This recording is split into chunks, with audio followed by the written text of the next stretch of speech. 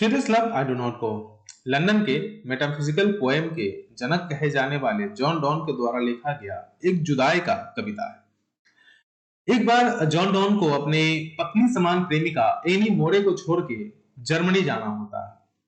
जब वो जाने वाले होते हैं तब एनी मोरे उनकी प्रेमिका उन्हें रोकती है, रोती है, विलाप करती है और मना करती है जर्मनी जाने से या उन्हें छोड़ करके जाने से। ठीक है। Swedish love I do not go कविता के माध्यम से कवि अपनी प्रेमिका को समझाने की कोशिश करते हैं। यह चैप्टर बिहार बोर्ड क्लास 12 के इंग्लिश लिटरेचर का पोएट्री सेक्शन का पहला चैप्टर और आज हम इसी का समरी देखने जा रहे हैं। इससे पहले के जो भी प्रोज सेक्शन का समरी है वो हमारे चैनल पे उपलब्ध है। आप जाइए, आपको प्लेलिस्ट मिल जाएगा समरी रिलेटेड। ठीक है, समरी लिखा हुआ प्लेलिस्ट मिल जाएगा, उसमें क्लिक कीजिएगा। एकदम अरेंज फॉर्मेट में चैप्टर वाइज वहां पे समरी बहुत ही बेहतर ढंग से समझाया हुआ है। आप जाइए, उसे चेक कीजिए, पढ़िए। ठीक है, और हमारे साथ अपने एग्जाम में अच्छा से अच्छा नंबर लाने की क्लासेस को कंटिन्यू कीजिए। चलिए देखते हैं हमें समरी को। साथ ही साथ हम थोड़ा सा राइटर के बारे में भी जानेंगे, सो दैट कि अगर एग्जाम में राइटर से रिलेटेड क्वेश्चन पूछे तो आप इजीली बना दें। ठीक है, तो जॉन डॉन का जन्म 22 जनवरी 1572 को हुआ था। 22 जनवरी 1572 को जॉन डॉन का जन्म होता है। कहां? लंदन, यूनाइटेड किंगडम में। ठीक है, यूके, लंदन में। ठीक है, डाइड इन 31 मार्च 1631। ठीक है, 31 मार्च 1631 को इनका निधन हो जाता है और होता भी है लंदन में ही, जो कि यूनाइटेड किंगडम में ही है। He is known as metaphysical poet. उनको मेटाफिजिकल पोएट के तौर पर जाना जाता है, या कह दे तो मेटाफिजिकल पोएट के पायोनियर कहा जाता है। ठीक है, जनक के तौर पर उनको कहा जाता है। अब सर ये मेटाफिजिकल पोएट होता क्या है? तो नॉर्मली एग्जाम में तो ये पूछेगा नहीं कि व्हाट इज मेटाफिजिकल पोएट, लेकिन आपसे ये पूछा जा सकता है who is called metaphysical poet, तो वहां पे आपको जवाब देना है जॉन डॉन। ठीक है, नॉर्मली मेटाफिजिकल पोएट वैसे कवि को कहा जाता है जो समझिए कि अद्भुत प्रकार की तुलना करते हैं। जैसे कभी अपना तुलना सूरज से कर दिया, हवा से कर दिया, जिसके बीच का कोई मतलब कंपैरिजन बनता ही नहीं है। जैसे हिंदी में कहा जाता है ना, जहां ना पहुंचे रवि वहां पहुंचे कवि, मतलब कभी कुछ भी कर सकते हैं। तो मेटाफिजिकल पोएट वैसे ही है, ये कंपैरिजन के मामले में बाकी सभी कवियों से अलग होते हैं। ये अद्भुत प्रकार का कंपैरिजन करते हैं जिसका कोई फिजिक्स से कोई लेना देना नहीं है। मेटाफिजिकल, जिसे फिजिक्स से कोई लेना देना ना हो, सिंपल सी बात है। ठीक है, दूसरी तो ये कि ये ज्यादा लिरिक्स पे ध्यान नहीं देते, बल्कि अपनी कविताओं को रियल रखने की कोशिश करते हैं। ठीक है, कठोर शब्दों का प्रयोग करते हैं। ठीक है, जो सुनने में थोड़ा हर्ष लगे, तो उस प्रकार के कवियों को मेटाफिजिकल पोएट कहा जाता है। ठीक है, he studied law and read theology and also participated in 2 naval expeditions. इन्होंने लॉ का अध्ययन किया, साथ ही साथ थियोलॉजी भी पढ़ा और 2 बार नौसेना युद्ध में भी ये हिस्सा लिए थे। जब पढ़ाई की बात आई तो मैं बता दूं कि ये रोमन कैथोलिक परिवार में इनका जन्म हुआ था और इसी वजह से इनको ऑक्सफोर्ड यूनिवर्सिटी से बिना डिग्री का ही निकाल दिया गया था। मतलब इनका धर्म के कारण, क्योंकि ये एक रोमन कैथोलिक थे, इनको इनके धर्म के कारण बिना डिग्री का ही इन्हें ऑक्सफोर्ड यूनिवर्सिटी से रेस्टिकेट कर दिया गया था। लेकिन फिर भी इन्होंने लॉ का अध्ययन किया, थियोलॉजी जो अपना धर्मशास्त्र होता है उसका इन्होंने अध्ययन किया। 2 बार सेना में, इन्होंने नौसेना में युद्ध के लिए भी गए थे। ठीक है, in 1615 at the age of 42 he accepted ordination in the Anglican Church and became one of the greatest preachers of his time. और 1615 जब ये 42 साल के थे तो ये एंग्लिकन चर्च में ये दीक्षा ले लेते हैं। एंग्लिकन चर्च का ये दीक्षा ले लेते हैं। वहां पे समझिए कि फादर टाइप का, ठीक है, जो प्रचार उच्चार करे उस टाइप से एक दीक्षा लेना होता है, ज्वाइन कर लेते हैं। ठीक है, साथ ही साथ became one of the greatest preachers of his time, और अपने समय के ये जो अपने धर्म के प्रचार को लेकर के, है ना, लोग काम करते हैं, प्रीच करते हैं। जैसे पंडित जी हो गए ना हमारे धर्म में, ठीक है, मौलवी साहब हो गए, तो उस प्रकार के ये भी जो चर्च के होते हैं उनको प्रीचर कहा जाता है। ठीक है, जो धर्म रिलेटेड जो है बात सभी को बताए। तो उस समय के ये बहुत ही अच्छे प्रीचर में से एक थे। ठीक है, अब देखते हैं हम summary sweetest love I do not go. Sweetest love I do not go is a very romantic poem of John Donne. Sweetest love I do not go John Donne द्वारा लिखा गया एक बहुत ही रोमांटिक कविता है। In this poem, John Donne is trying to convince his wife-like girlfriend that he is going to have to live. ठीक है, तो इस कविता में जॉन डॉन अपनी पत्नी समान प्रेमिका को ये कन्विंस करने की कोशिश करते हैं, ये समझाने के, विश्वास दिलाने की कोशिश करते हैं कि मुझे जाना ही पड़ेगा, मेरा कर्तव्य है, मैं रुक नहीं सकता, मुझे जाना ही पड़ेगा। This does not mean the end of their relationship as he doesn't actually want to go.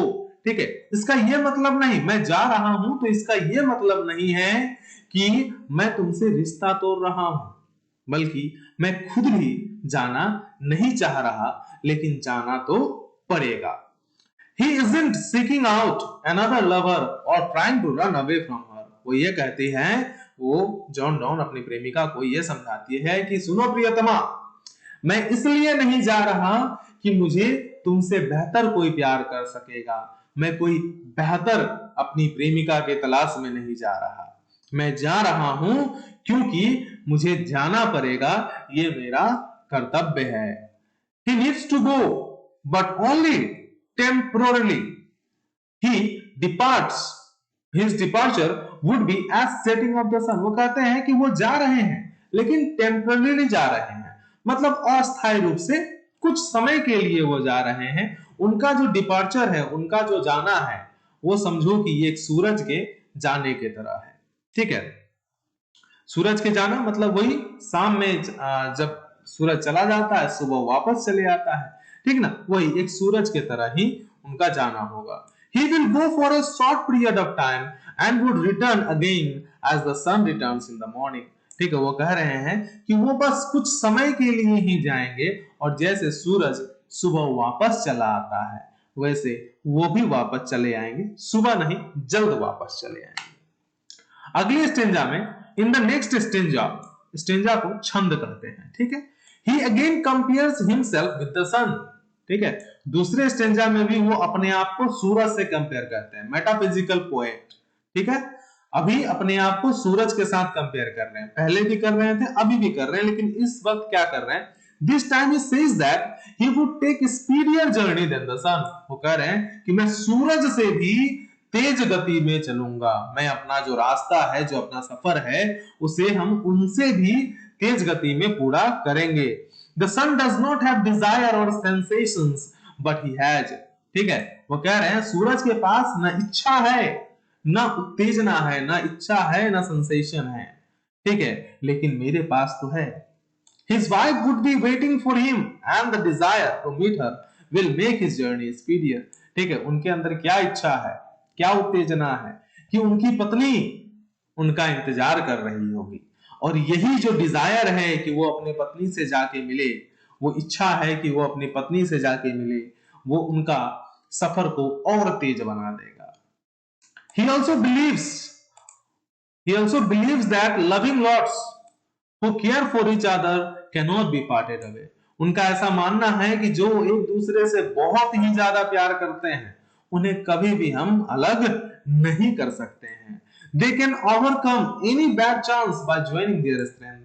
वो लोग हर बुरा से बुरा परिस्थिति को भी अपने एक दूसरे को ताकत को जोड़ के, एक दूसरे को सहयोग करके, बुरा से बुरा परिस्थिति को भी वो तोड़ सकते हैं और निकल सकते हैं वहां से बाहर।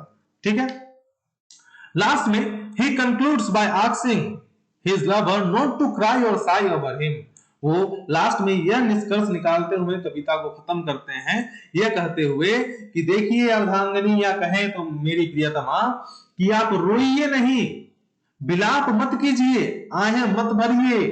ठीक है, this will give him pain and may damage their relationship. और वो कहते हैं कि इससे मुझे दर्द होता है, जब तुम रोती हो, जब तुम शोक बनाती हो, तो मेरे सीने में खंजर सा लगता है।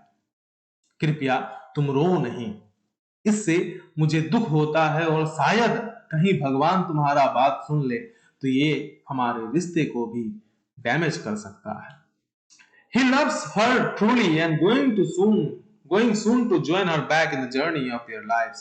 वो कह रहे हैं कि मैं तुमसे बहुत ही ज्यादा प्यार करता हूं और ये जो है मैं जल्द ही तुम्हारे जिंदगी में साथ देने के लिए वापस आके ज्वाइन कर रहा हूं मैं तुम्हारा। फॉर द टाइम बिंग, कुछ समय के लिए ही सही, ठीक है। She should pretend that they are in a bed together with their back turned. बस ऐसा सोचो ना, हम कुछ समय के लिए ही जा रहे हैं तो ऐसा सोचो कि हम एक बिस्तर पे ही सोए हुए हैं, तुमने अपना पीठ उधर कर रखा है, मैंने अपना पीठ इधर कर रखा है, और कुछ नहीं है। तो इस प्रकार से कवि जो है वो अपनी प्रेमिका को समझाते हैं कि उनका जो सफर है वो इसलिए नहीं है कि वो उनसे थक चुके हैं, है ना, या कोई बेहतर प्यार को खोजने के, बेहतर प्यार की तलाश में वो जा रहे हैं। वो ये बता रहे हैं कि उनको जाना पड़ेगा क्योंकि ये एक उनका कर्तव्य है। और वो जो है एक सूरज है उससे भी वो तेज गति में अपना सफर को तय करेंगे और उनके पास वापस चले आएंगे, क्योंकि वो बस कुछ पल के लिए ही उनसे अलग जा रहे हैं। इस प्रकार से वो आखिरकार ये समझाते हुए कविता को खत्म करते हैं कि तुम रो नहीं, विलाप मत करो, क्योंकि जब तुम रोती हो तो दर्द मेरे सीने में होता है और हो सकता है कि तुम्हारे रोने के वजह से भगवान, जो चीज पर तुम शक करके मुझे रो रही हो, तो हो सकता है भगवान ये सुन ले और हमारा रिश्ता कहीं खराब ना हो जाए। वो अपने आप को सूरज के साथ भी कंपेयर करते हैं और ये कहते हैं कि सूरज जो है वो मैं उससे भी तेज गति से अपना सफर को तय करूंगा, क्योंकि सूरज के पास तो ना ही सेंस है, ना ही डिजायर है, ना ही उसके पास सेंसेशन है, उत्तेजना है, ना ही इच्छा है। मेरे पास तो दोनों ही चीज है और मेरे साथ तुम्हारा प्यार है ना। तुमसे मिलने की जो चाह रहेगी, उस चाह के वजह से मेरा जो सफर है वो और भी तेज होगा और हम तुम्हारे पास जल्द चले आएंगे तुम्हारे जिंदगी में सहयोग करने के लिए। अभी तत्काल के लिए बस ऐसा ही सोचो कि एक बेड पे हम लोग सोए हुए हैं, तुम्हारा पीठ मेरे तरफ है और मेरा पीठ तुम्हारे तरफ है, बस एक दूसरे से अलग हम एक ही बेड पे सोए हुए हैं। और ऐसे कहते हुए वो इस कविता को खत्म करते हैं। आशा करता हूं कि ये समरी आपको समझ में आया होगा। अगर आया है तो लाइक कीजिए, अपने दोस्तों के साथ शेयर कीजिए। अगर नहीं आया है तो भी कोई बात नहीं, आप कमेंट कीजिए। जो भी आपका समस्या होगा उसको मैं कमेंट के माध्यम से समझाने की कोशिश करूंगा। अगर फिर भी नहीं हुआ तो मैं आपके लिए वीडियो दोबारा बनाने के लिए तैयार हूं, ठीक है। अपने दोस्तों के साथ शेयर कीजिए। अभी हम लोग लाइव सेशन भी लाने की सोच रहे हैं, थोड़ा वाईफाई का प्रॉब्लम है, तो लाइव सेशन लाने की सोच रहे हैं जो रोज रात को 8 बजे आएगा, ठीक है। तो चलिए, तब तक के लिए बाय बाय, टेक केयर, जय हिंद।